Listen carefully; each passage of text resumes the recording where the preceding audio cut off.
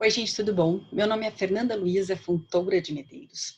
Eu sou pesquisadora na área de Direito Ambiental e de Direito Animal. Sou professora universitária na área de Direito Ambiental e de Direito Animal. Sou advogada, né? E estou aqui hoje para conversar com vocês, a convite do querido professor Rogério Ramê, um pouquinho sobre a produção literária, né? Sobre os meus escritos na área dos direitos animais. E para isso eu selecionei 4 livros para a gente conversar, para eu mostrar para vocês, e falando um pouquinho, né, de cada um deles e aí a concepção e como é que acabaram sendo desenvolvidos, né? Porque cada um acaba tendo uma história bem própria, né? Um livro é praticamente, né, quase que uma cria, né? A gente faz ali, né, pare, né, esse momento. Então, assim, o primeiro que eu separei para vocês aqui é uma coletânea, acho que assim fica melhor, é uma coletânea em que eu fiz a organização com outros 3 colegas, e nessa coletânea, que é de 2008, então ela é um pouco mais antiga, ela fala sobre a discussão da dignidade, então a proteção da dignidade para além da vida humana, né, que foi também objeto do meu estudo de doutorado, que à época eu estava fazendo paralela, que em 2008 eu estava encerrando ali o meu doutoramento. Então, a dignidade da vida, né, e os direitos fundamentais para além da pessoa humana. Então, a gente refletiu um pouco sobre isso, foi a proposta, né, que se fez quando da organização dessa obra. E essa obra, apesar de ser uma coletânea, né, de não ser uma obra individual, ela ficou bem bacana porque a gente conseguiu trazer para a discussão filósofos, biólogos, né, juristas, e trabalhar dentro desse cenário, né, com um olhar, né, transdisciplinar e até mesmo interdisciplinar, tá? Então, eu vou chamar a atenção aqui para vocês de alguns desses artigos. Então, aqui a gente tem um filósofo aqui do Rio Grande do Sul, que chama Ricardo Tim de Souza. O professor Tim falou sobre ética e animais e traz ali reflexões da alteridade. Então, um contexto super bacana. Depois a gente convidou a professora Sônia Felipe, que também é da filosofia de Santa Catarina, e aí ela fala sobre liberdade e autonomia prática, né? E aí como se dá essa proteção.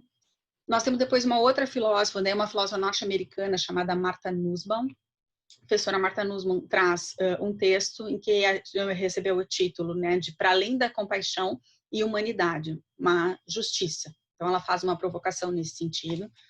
Depois nós temos uma bióloga aqui do Rio Grande do Sul, que é a Ana Maria Feijó, falando sobre a dignidade, o não humano a partir do olhar, né, da biologia. Uma outra bióloga de Santa Catarina, que se chama a professora Paula Brigger, que trouxe ali uma discussão acerca da vivissecção. O professor Ingo Sarlet e o Thiago Fenstenseifer, que falaram sobre a dimensão ecológica da dignidade, então um olhar do direito constitucional bem pontual. Depois o professor Paulo Vinícius Sporleder de Souza e o João Alves Teixeira Neto e a Juliana Sigerza, falando sobre o olhar do direito penal, né? A Patrícia Azevedo falando sobre a condição dos animais no direito brasileiro.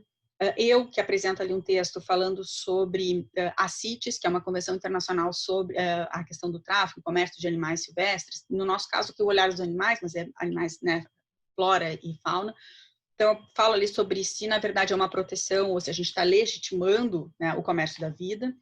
Depois nós temos o Cândido, Alfredo Silva Leal. O Cândido, à época, ele era juiz federal, hoje é desembargador aqui no TRF da 4ª Região, falando sobre uma ação civil pública bem importante aqui para nós, que é a questão da caça. Depois o Jaime Weingartner Neto, que é desembargador aqui no TJ do Rio Grande do Sul, falando sobre a questão do sacrifício, né? Depois nós temos o Luciano Rocha, que é promotor na Bahia, né, falando sobre a participação do Ministério Público. A Carolina Medeiros, que é de Santa Catarina, falando sobre a farra do boi. O Laerte Levai, que é promotor em São Paulo, falando sobre a experimentação animal. E um texto do Cass Sunstein, que é um norte-americano, constitucionalista, né, que fala sobre os animais podem processar. Então, a gente tem aqui uma composição bastante interessante, né, de pessoas refletindo, pensando ali a respeito de uma possibilidade, de uma dignidade para além da vida. Tá?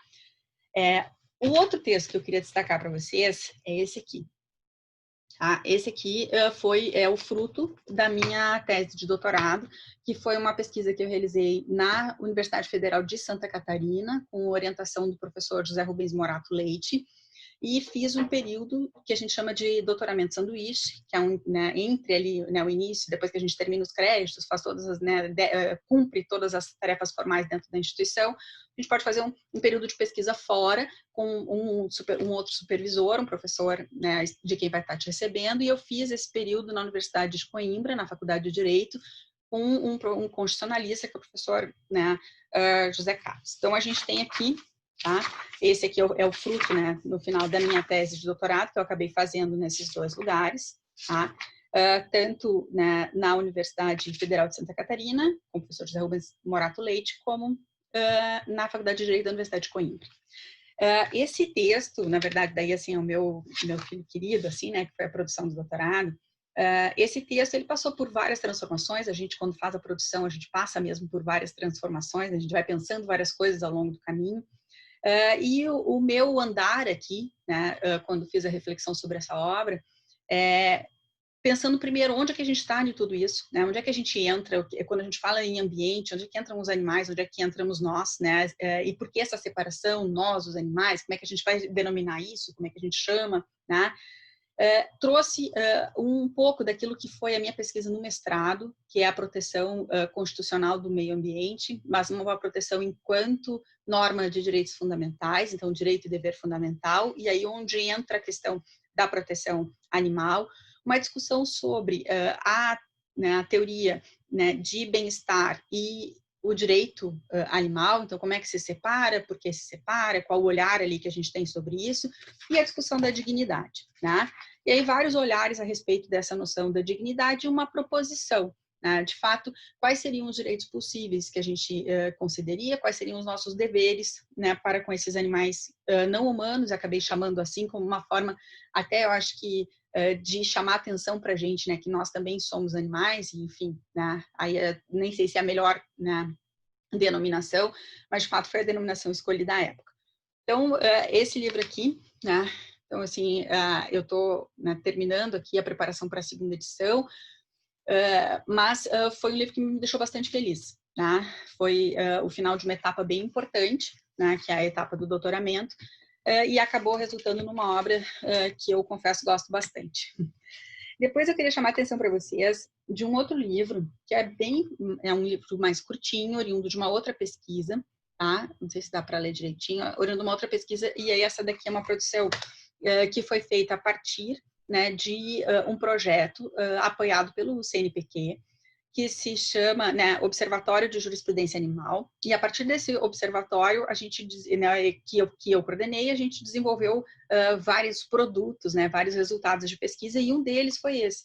Então, essa obra aqui é Os Animais Não Humanos e a Vedação de Crueldade, o STF no rumo de uma jurisprudência intercultural. Né? Essa obra aqui eu escrevi em parceria, então é um texto meu, do Jaime Weingarter Neto e da Selma Rodrigues Petterli, são dois pesquisadores aqui do sul do país. Tá? Nessa obra, o que nós tentamos, né? Qual foi o encaminhamento que a gente teve? A ideia central era a discussão dos precedentes, né, do Supremo Tribunal Federal a respeito da proteção animal. Né? E quando a gente fez aqui a produção, esse livro ele foi publicado em e-book em 2016, depois ele sai impresso em 2017. Mas a gente ainda não tinha resultados importantes de outros dois precedentes, que foi o precedente da discussão, né, a liberação integral, né, da decisão da vaquejada, a discussão do recurso aqui do Rio Grande do Sul sobre o sacrifício animal, em aspectos, né, em atividades religiosas, mas a gente tinha aqui os precedentes que já estavam à disposição na época, que é uma discussão a partir da farra do boi, da rinha de galo, né, que a gente passa ali, então a gente tem 3 situações de rinha de galo, né, e a discussão da farra do boi, tá? Então a gente fez uma análise a partir, né, da percepção de dignidade, a partir da percepção cultural e o posicionamento do Supremo Tribunal Federal, porque está cada vez mais importante para a gente, né, o conhecimento dos precedentes, como é que isso funciona, né, e o peso que isso tem, né, no resultado, né, para uma advocacia animal forte, para que a gente consiga, de fato, fazer alguma transformação. Uma outra obra que eu queria chamar a atenção para vocês é essa daqui, ó, que também foi oriundo desse observatório do CNPq.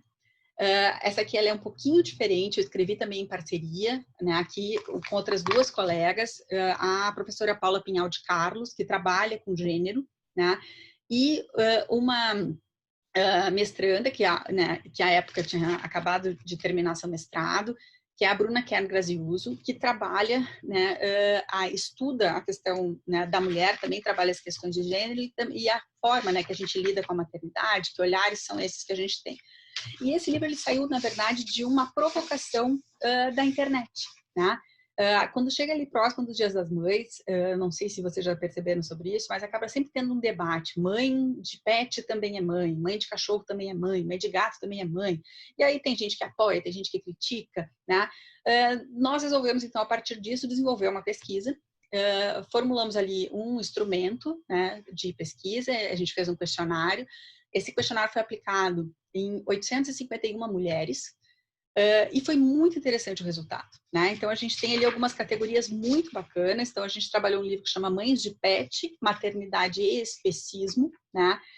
Fazendo as relações, né, com a questão do gênero, com a relação das diferentes espécies e a partir dos resultados de pesquisa, das categorias que a gente foi estabelecendo ali para conseguir entender as respostas. E aí, confesso para vocês que né, aqui a gente tem um material ainda para várias outras publicações, porque o questionário ele foi bastante amplo, e foi bem bacana de ver a posição da grande maioria das mulheres entrevistadas, que falar em mãe, né, de pet não é ofensa, na verdade expressa cuidado. Claro que tem outras tantas coisas que a gente podia discutir a respeito disso, né? Quais seriam os significados disso, por que é sempre a mãe o cuidado, mas enfim, é uma discussão que é muito bacana. E essa pesquisa acabou dando origem a essa obra, né? Então, a gente fala um pouquinho sobre o direito animal e fala um pouquinho também sobre a situação das mulheres, nesse caso ali, a relação da mãe, né? Então, eu me coloco aí à disposição de vocês. Tem vários artigos aí que estão disponíveis na internet. Vocês podem, né, me conectar ali através, né, do e-mail ou através do Instagram. Então, o meu Instagram está aberto para discussão, né? A página do YouTube está aberta para conversa. Então, a gente tem ali um espaço de diálogo, né, que eu coloco aí à disposição de vocês. Espero que vocês tenham gostado, tá bom? Beijo, muito obrigada.